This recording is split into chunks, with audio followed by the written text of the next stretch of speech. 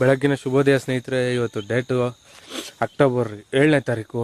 ನಾನು ಬಂದಿರೋದು ನನ್ನ ತೋಟಕ್ಕೆ. ಏನು ಇದ್ನಿ ಅಂತೀರಾ, ಒಳ್ಳೆ ಮೋಡದೊಳಗಡೆ ಗಾಡಿ ನುಗ್ಗಿಸ್ಕೊಂಬಂದ್ರ ಥರ ಫೀಲ್ ಆಗ್ತಾಯಿತ್ತು.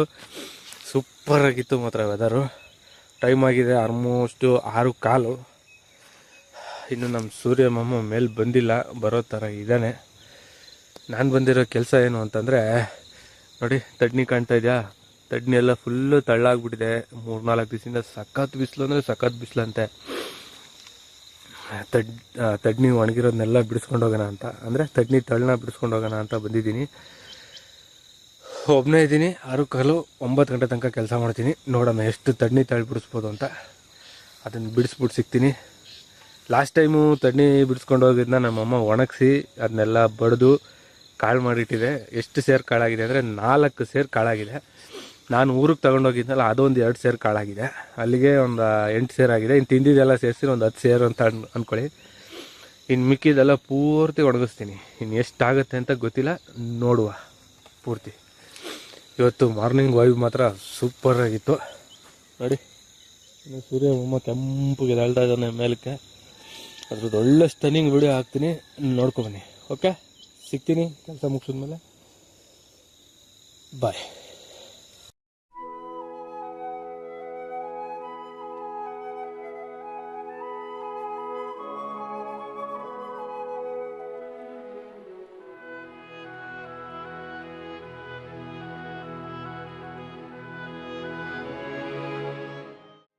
ಟೈಮ್ ಆಗಿದೆ ಆಲ್ಮೋಸ್ಟ್ 8:15.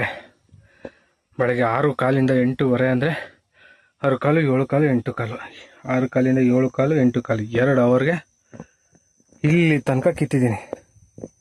ಆಲ್ಮೋಸ್ಟು 2 4 6 8 10 12 ಲೈನ್ ಕಿತ್ತಿದ್ದೀನಿ. 12 ಲೈನು ತಡ್ನಿ ತಳ್ಳು ಇಷ್ಟೇ ಸಿಕ್ಕಿದೆ. ಇವತ್ತಿನ ಕೆಲಸ ಇಲ್ಲಿಗೆ ಮುಗಿಯುತ್ತೆ. 9 ಗಂಟೆಗೆ ಹೋಗಿ ಸಿಸ್ಟಮ್ ಆನ್ ಮಾಡ್ಕೊಂಡು ಕೂತ್ಕೊಂಡ್ರೆ ಸಂಜೆ ತನಕ ಕಂಪ್ನಿ ಕೆಲಸ ಆಗುತ್ತೆ.